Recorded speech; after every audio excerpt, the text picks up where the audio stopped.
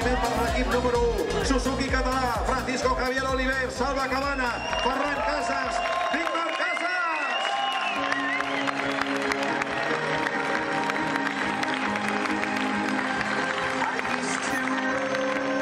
Ens anem a entregar el segon, el senyor Antoni Guiu, alcalde de Montmeló, el senyor Òscar Pérez de Lara, delegat de la Federació Catalana de Motociclisme. Vinga, endavant, anem a entregar, a donar també la mà i la felicitació per l'equip de Suzuki Català.